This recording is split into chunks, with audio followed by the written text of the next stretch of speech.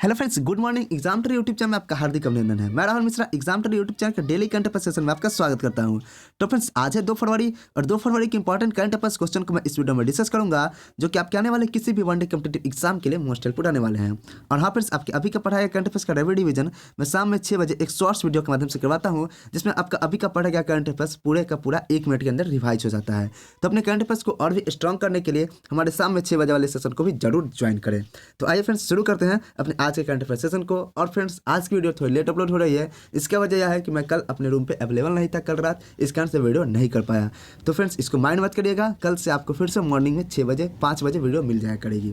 तो आइए फ्रेंड्स, शुरू करते हैं अपने आज के करंट अफेयर सेशन को इस मोटिवेशनल कोट से। हमारा मोटिवेशनल कोट है कि मेहनत इतनी खामोशी से करो कि सफलता शोर मचा दे। जी हाँ फ्रेंड्स, हमारी सफलता जो है ना, उसका शोर मचना चाहिए, उसका डंका बजना चाहिए। ऐसी मेहनत करो, मेहनत इतनी करो कि आप सफल जब होकर लौटो ना, तो दुनिया देखती रह जाए कि यह बंदा कैसे सक्सेसफुल बन गया। ठीक है फ्रेंड्स, आइए पहले क्वेश्चन से स्टार्ट करते हैं। हमारा आज का पहला क्वेश्चन है कि हाल ही में कौन सा शहर भारत की स्टार्टअप राजधानी बन गया है। तो आपको बता दें कि दिल्ली भारत की स्टार्टअप राजधानी बन गई है। तो आपका राइट आंसर हो गया ऑप्शन नंबर 1। दिल्ली ने बेंगलुरु को भारत के स्टार्टअप राजधानी के रूप में बदल दिया है। यानी कि पहले भारत की स्टार्टअप जो राजधानी थी वह बेंगलुरु थी, लेकिन अब क्या हो गई है, अब दिल्ली हो गई है। आर्थिक सर्वेक्षण 2021-22 के अनुसार इस अवधि के दौरान बेंगलुरु में 4,514 के मुकाबले अप्रैल 19 से और दिसंबर 21 के बीच दिल्ली में 5,000 से अधिक मान्यता प्राप्त स्टार्टअप जोड़े गए। भारत ने यूनिकॉर्न की संख्या में यूके को पीछे छोड़ दिया, जिसमें रिकॉर्ड 44 कंपनियां 2021 में यूनिकॉर्न बनी और भारत यूनिकॉर्न के मामले में तीसरी सबसे बड़ी संख्या वाला देश बन गया और यह तीसरे स्थान पर है। तो यह पॉइंट याद करिएगा, भारत का यूनिकॉर्न में रैंकिंग कितनी है, तो यूनिकॉर्न में भारत की रैंकिंग है 3rd। पहले पर कौन है, तो पहले पर आपका यूएसए है। दूसरे पर कौन है, तो दूसरे पर आपका चीन है, चमगादड़ चीन दूसरे पर है। और आपका तीसरे पर आपका कौन सा है, अपना प्यारा हिंदुस्तान है। अब आइए आपके लिए एग्जाम स्पेशल क्वेश्चन है, राष्ट्रीय स्टार्टअप दिवस कब मनाया जाता है। तो राष्ट्रीय स्टार्टअप दिवस की घोषणा 9 जनवरी 2022 को प्रधानमंत्री नरेंद्र मोदी ने किया कि अब से प्रत्येक वर्ष 16 जनवरी को राष्ट्रीय स्टार्टअप दिवस मनाएंगे। तो हम लोग पहली बार राष्ट्रीय स्टार्टअप दिवस 2022 में 16 जनवरी को मनाए थे। राष्ट्रीय स्टार्टअप सप्ताह कब से कब तक मनाया जाता है, तो 10 से 16 जनवरी तक राष्ट्रीय स्टार्टअप सप्ताह मनाया जाता है। मैंने आपको एक इंपॉर्टेंट क्वेश्चन और कराया था कि भारत द्वारा आयोजित द नेशनल स्टार्टअप अवार्ड 2021 में देश का सर्वश्रेष्ठ एक्सेलरेटर का पुरस्कार किसे मिला। तो देश का सर्वश्रेष्ठ एक्सेलरेटर का पुरस्कार इंडिया एक्सेलरेटर को मिला। स्टार्टअप इंडिया योजना की शुरुआत कब की गई, यह स्टार्टअप इंडिया योजना की शुरुआत 16 जनवरी 2016 को की गई। इसी कारण प्रत्येक वर्ष 16 जनवरी को हम स्टार्टअप दिवस के रूप में मनाते हैं। और यह शुरुआत कब किया गया स्टार्टअप दिवस की, तो 2022 में, लेकिन स्टार्टअप योजना की शुरुआत कब की गई, 2016 में। इसके मंत्री कौन है प्रेजेंट टाइम के, पीयूष गोयल इसके मंत्री हैं। यह किस मंत्रालय के अंतर्गत आता है, तो यह वाणिज्य एवं उद्योग मंत्रालय के अंतर्गत आता है आपका स्टार्टअप मंत्रालय, जो स्टार्टअप योजना है। ठीक है, स्टार्टअप योजना को लॉन्च किसके द्वारा किया गया था, तो इसको भारत के पूर्व वित्त मंत्री अरुण जेटली द्वारा लॉन्च किया गया था। और वित्त मंत्री की बात आए तो आपका बजट इस बार पेश किया गया है वित्त मंत्री के द्वारा। तो आपको मैं बजट पे जितने भी इंपॉर्टेंट क्वेश्चन बनते हैं उसके रिगार्डिंग एक वीडियो लेकर आऊँगा, जिसमें आपका पूरा का पूरा बजट क्लियर हो जाएगा। उससे बनने वाले जितने भी क्वेश्चन होंगे आपके क्लियर हो जाएंगे। तो फ्रेंड्स, ये थे क्वेश्चन नंबर 1 और उसके रिगार्डिंग इंपॉर्टेंट फैक्ट्स। उम्मीद करता हूँ कि आपको हमारा सेशन पसंद आता होगा। यदि आपको हमारा सेशन पसंद आता है तो हमारे वीडियो को लाइक, चैनल को सब्सक्राइब, लाल वाला बटन जरूर दबा दीजिएगा और वीडियो को एक शेयर जरूर कर दीजिएगा। तो आइए फ्रेंड्स, बढ़ते हैं अपने अगले क्वेश्चन नंबर 2 की ओर। हमारा क्वेश्चन नंबर 2 है, फरवरी 2022 में किस दिन को भारतीय तटरक्षक बल के 46वें स्थापना दिवस के रूप में मनाया गया। तो 1 फरवरी को भारतीय तटरक्षक बल अर्थात कोस्ट गार्ड के 46वें स्थापना दिवस के रूप में मनाया गया। तो आपका राइट आंसर हो जाएगा ऑप्शन नंबर 1। आपको बता दें कि भारतीय तटरक्षक बल यानी ICG इंडियन कोस्ट गार्ड दुनिया का चौथा सबसे बड़ा तटरक्षक बल है, जिसका उद्घाटन 1978 में सिर्फ 7 सतही प्लेटफॉर्म के साथ किया गया था। लेकिन तब से संगठन ने अपनी सूची को 156 जहाजों और 62 विमानों तक बढ़ा लिया है। यानी कि बहुत बड़ी उपलब्धि भारतीय कोस्ट गार्ड ने प्राप्त कर ली है। और यह जो है भारतीय कोस्ट गार्ड दुनिया का चौथा सबसे बड़ा तटरक्षक बल है। अब आइए आपके लिए एग्जाम स्पेशल क्वेश्चन है, ICG का आदर्श वाक्य अर्थात इंडियन कोस्ट गार्ड का आदर्श वाक्य क्या है। वयं रक्षामः या वी प्रोटेक्ट या वयम रक्षामा। वयम रक्षामा संस्कृत है और इसी का इंग्लिश होता है वी प्रोटेक्ट, यानी कि हम आपकी रक्षा करते हैं। ICG का उद्घाटन कब किया गया था, तो 19 अगस्त 1978 को उद्घाटन किया गया था। किसके द्वारा, उस समय के प्रधानमंत्री मोरारजी देसाई के द्वारा उद्घाटन किया गया था। इसके प्रेजेंट टाइम के महानिदेशक कौन है, तो VS पठानिया इसका प्रेजेंट टाइम के महानिदेशक है। और एक क्वेश्चन मैंने आपको 1-2 दिन पहले कराया था कि मनीष पाठक को राष्ट्रीय तटरक्षक बल में विशिष्ट सेवा के लिए 2022 में कौन सा पदक से सम्मानित किया गया? तो राष्ट्रीय तटरक्षक पदक से सम्मानित किया गया। तब का राइट आंसर हो जाएगा राष्ट्रीय तटरक्षक पदक। नेक्स्ट क्वेश्चन आपका क्वेश्चन नंबर 3 है, निम्नलिखित में से कौन थल सेना के उप प्रमुख बनाए गए हैं? तो आपको मैंने यह क्वेश्चन पहले भी कराया था, लेकिन आपको बता दें कि सीपी मोहंती जो है यह थल सेना के उप प्रमुख के रूप में रिटायर हुए हैं, यानी 31 जनवरी को यह सेवानिवृत्त हुए हैं। तो अगले नए उप प्रमुख कौन बनाए जाएंगे? तो मनोज पांडे बनाए जाएंगे आपके अगले उप प्रमुख। तो यह क्वेश्चन इसलिए मैंने आपको यह कराया, या आप इसको रिपीटेड क्वेश्चन कर सकते हैं, क्योंकि जब इसकी घोषणा हुई थी तभी मैंने आपको यह क्वेश्चन कराया था।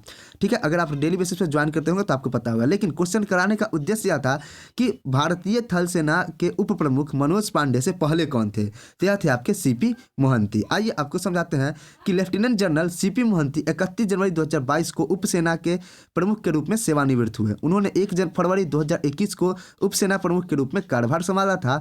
वह सेना की दक्षिणी कमान का नेतृत्व कर रहे थे जब उन्हें थल सेना अध्यक्ष के उप प्रमुख के रूप में नियुक्त किया गया था। अपनी सेवा के दौरान उन्होंने आतंकवाद विरोधी माहौल में रंगिया स्थिति डिवीजन की कमान संभाली थी। तो इंपॉर्टेंट पॉइंट बस ये याद रखिए आप यहाँ से, सीपी मोहंती भारत के इससे पहले उप सेना थल सेना प्रमुख थे। और अब कौन है? अब है आपके मनोज पांडे। ठीक है, अब आइए आपके लिए एग्जाम में स्पेशल क्वेश्चन है, आपको सभी सेना के अध्यक्ष का नाम पता रहना चाहिए। आपके थल सेना अध्यक्ष कौन है? जनरल मनोज मुकुंद नरवाने। नौसेना अध्यक्ष कौन है? आर हरि कुमार। और वायुसेना अध्यक्ष कौन है? विवेक राम चौधरी, आपके प्रेजेंट टाइम के वायुसेना अध्यक्ष हैं। नेक्स्ट क्वेश्चन, क्वेश्चन नंबर 4 है, सूर्य शक्ति सेल किसने लॉन्च किया? तो सूर्य शक्ति सेल आपके भारतीय स्टेट बैंक अर्थात SBI ने लॉन्च किया। अब यह सूर्य शक्ति सेल होता क्या है?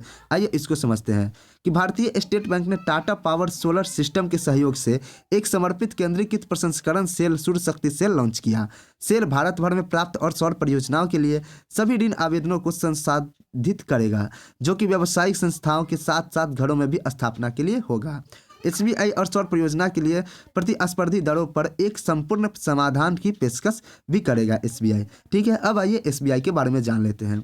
SBI का फुल फॉर्म क्या होता है? State bank of India, Hindi में इसे भारतीय स्टेट बैंक के नाम से जाना जाता है, जिसकी स्थापना 1 जुलाई 1955 को होती है और इसका हेडक्वार्टर मुंबई में है। और इसके प्रेजेंट टाइम के चेयरमैन कौन है? दिनेश कुमार खरा इसके प्रेजेंट टाइम के चेयरमैन है। इतने बातें आप SBI के बारे में याद रखिएगा, आपके एग्जाम में डायरेक्ट पूछ देता है SBI का स्थापना कब हुआ था।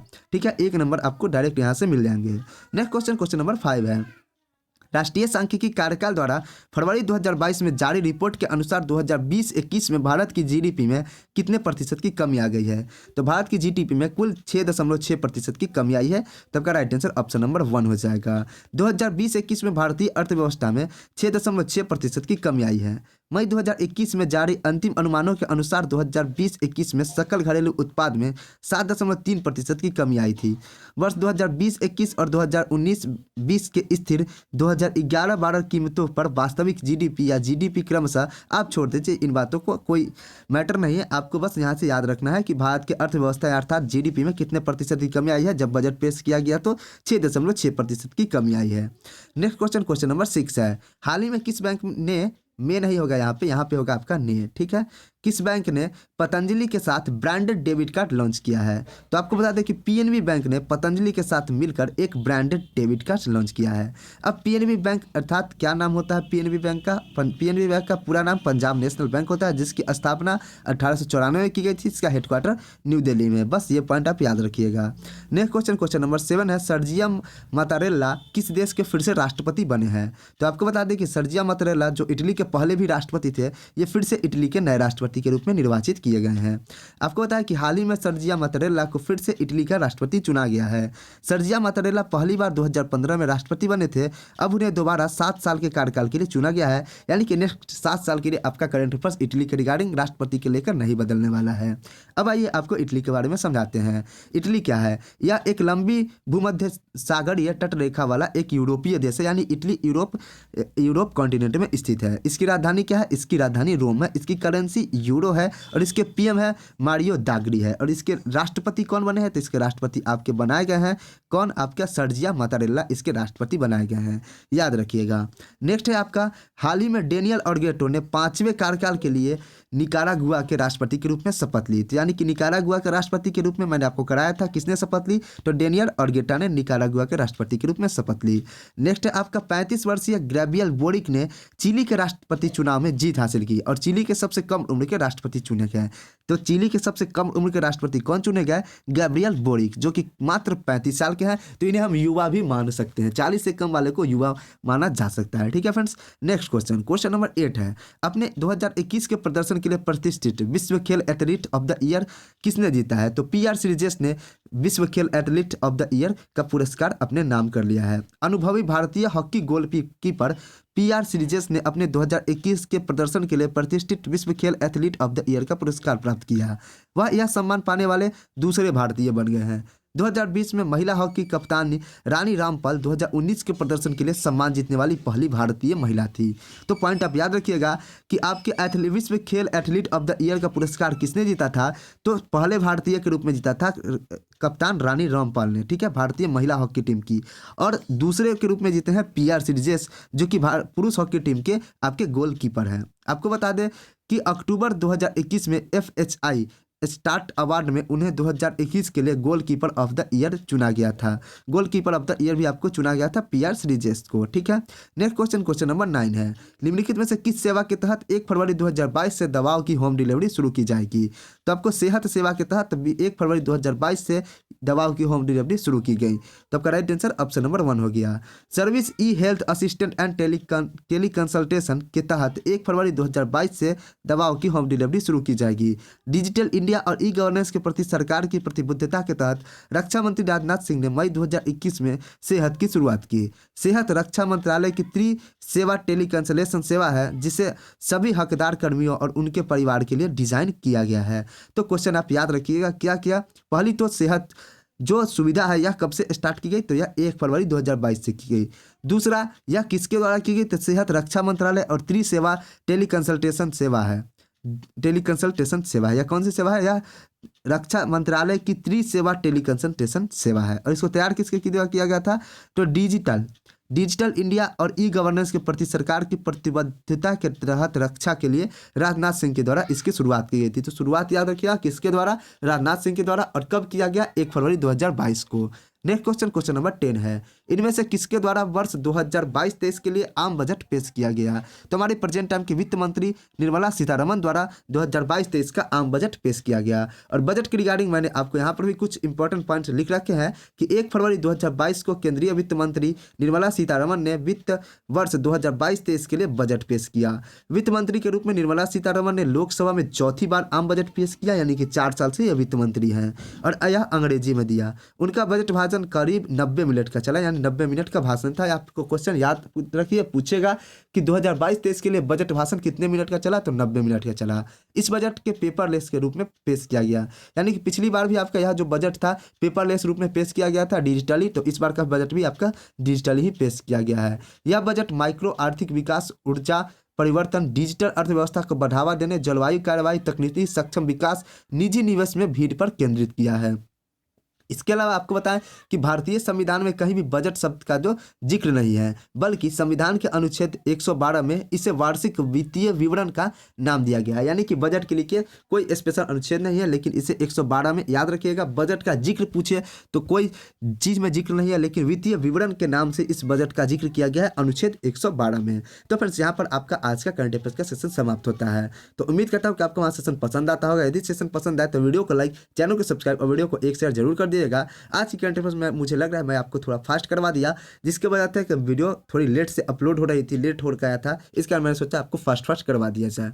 तो मिलते हैं फिर वही पुराने रिदम के साथ अपने कल 5 बजे करंट अफेयर्स के सेशन के साथ। तब तक फ्रेंड्स, जय हिंद, जय भारत, वंदे मातरम। और शाम में 6 बजे वाले सेशन को भी जरूर ज्वाइन कीजिएगा।